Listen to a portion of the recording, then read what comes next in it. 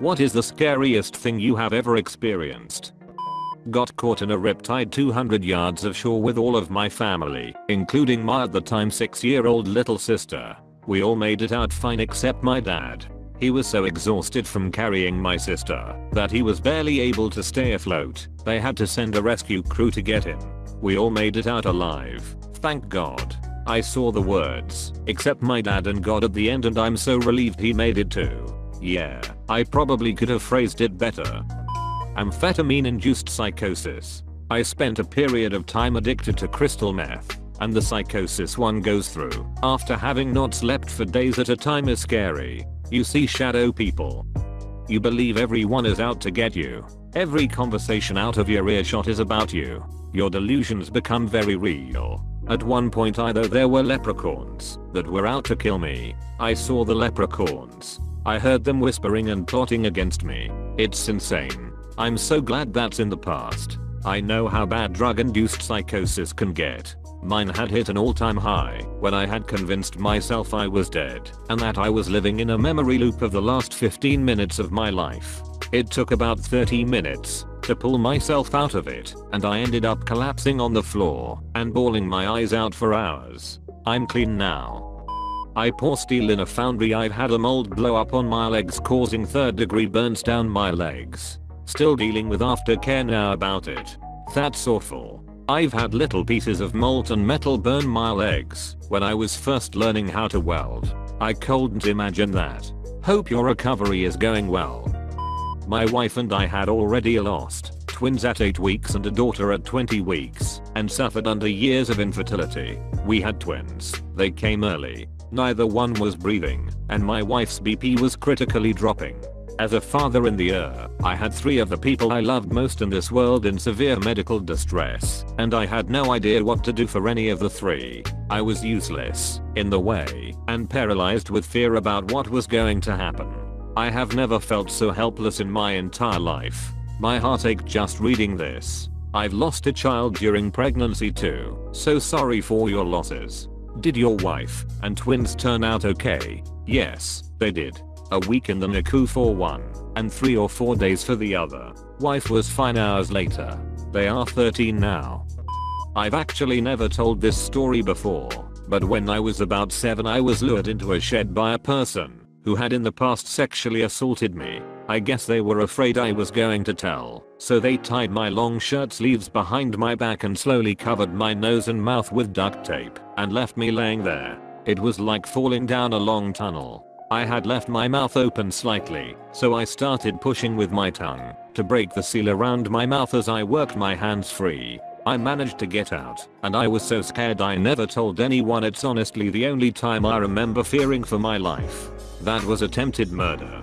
If he's still alive you should report this. I know there's no statute of limitations on it, but proving it at this point would be impossible, plus I don't think I could maintain the fragile grasp I keep on my mental health if I opened that can of worms. I keep tabs on this person, if that makes a difference. Probably the aftermath of a grand mal / tonic-clonic seizure in which I fractured a vertebra. I woke up on the ground with 2 strangers over me while I was in the worst pain I had ever experienced, and I didn't know where I was or who these people were. Turned out to be EMTs, or why I was in too much pain to move. They kept asking really simple questions and I just didn't know the answers, which freaked me out more. It was May, and they asked what month it was. I thought really hard and didn't know, and I looked outside and thought it looked like August and gave that as my guess. They asked where I was. I didn't know that either. It turned out to be my living room. My girlfriend was also right there, having called the ambulance. They asked me my girlfriend's name. I said I didn't have a girlfriend. This was a very different form of negative emotion. I feel so guilty about that, even though there was nothing I could have done about it. I also feel guilty about having had a seizure in front of her, because it scared the shit out of her. I don't think I could ever hold that against someone for saying that. You had a major health event, one that really fucks with your brain. I'd be fucking terrified for you. Having cancer the 2nd time.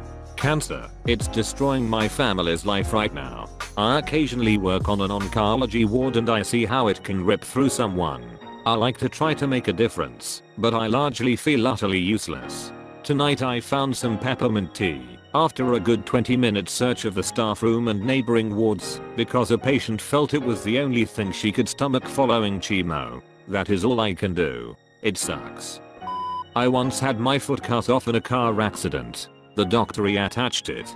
Lots of nerve damage. I fall down occasionally. Most of the time I don't. I worry that at some point in my life it will be amputated. I fear the concept of ruining my body. If it's any consolation, progress in AI is opening up new roads in biotech. I've struggled with depression my whole life. Somehow the thought that in my lifetime we might be able to treat my illness has made it vastly easier to function. Stay strong, friend. Treat your body kindly and take good care of it, but know that a day might come when you can be made whole again. You just have to take good care of yourself until then. Biotech looks so goddamn badass. Fuck these dumb fleshy arms. Hearing a car crash right outside my apartment. Afterwards hearing blood-curdling screams of pain from the guy that was injured. That shit was too real.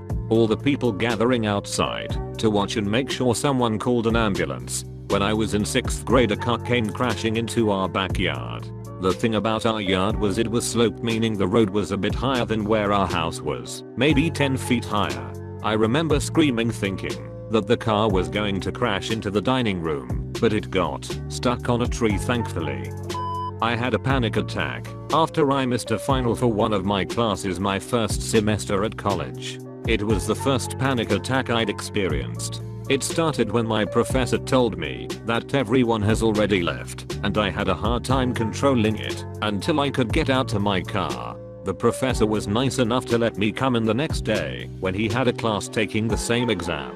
Once I got out to my car I stopped trying to control it, and I was hyperventilating and crying. I lost the feeling in my hands and face. It was pretty bad.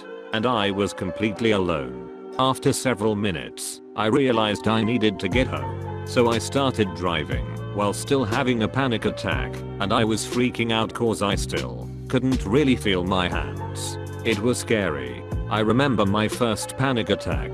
My heart was beating so hard and my entire body was shaking. I genuinely thought I was going to die and was terrified.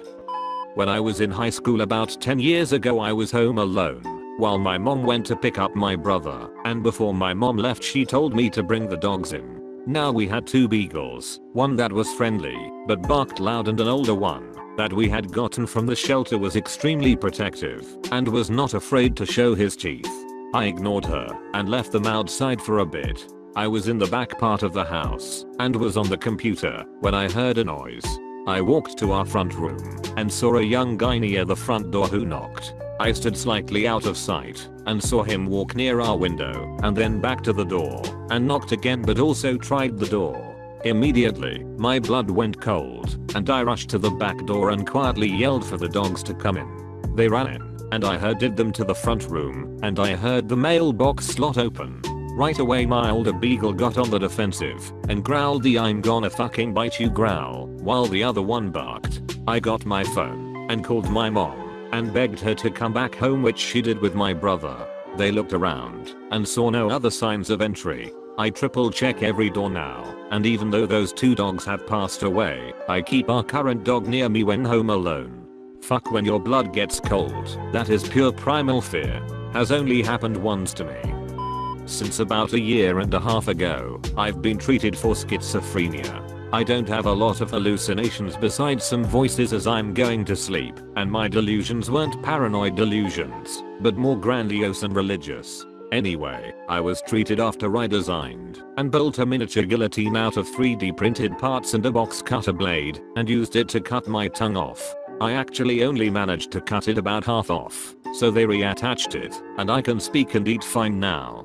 But it took me months to plan this and build the device, and every morning as I woke up and I struggled to pull my dreams apart from reality, I had to realize over and over again that the horror hidden in my desk a few feet away was not a dream, but something very real that was going to hurt me very bad. Every morning that my mom came to wake me up, I hoped she would somehow see it and help me. But I couldn't get my thoughts together until I was awake, and when I was awake it wouldn't scare me anymore.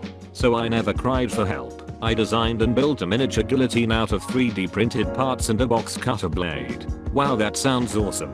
and used it to cut my tongue off. Oh. In my old job, I used to cycle home from work along the country back roads just before midnight. There were no street lights along those roads and I hated cycling on the main road because I was anxious about being in the way of traffic. I had a LED light that was fixed to the front of my bike, though. Anyway, I was on my way back home from work one night, and after turning a corner, my light shone on someone who was sitting with their legs crossed in the middle of the road. The guy was just sitting there in complete silence and darkness by himself. I pulled on the brakes and stopped in front of him and asked if he was alright. He just looked at me and said that he trying to get to a location that was approximately 20 miles or so from where we currently were. I told him that, and he said that he knew and that he was waiting for someone else.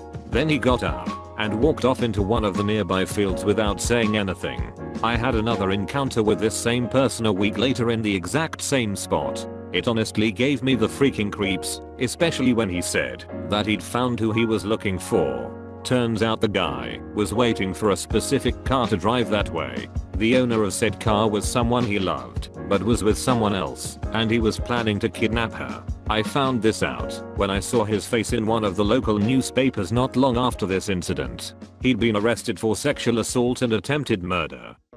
Got any similar stories? Leave it in the comments below.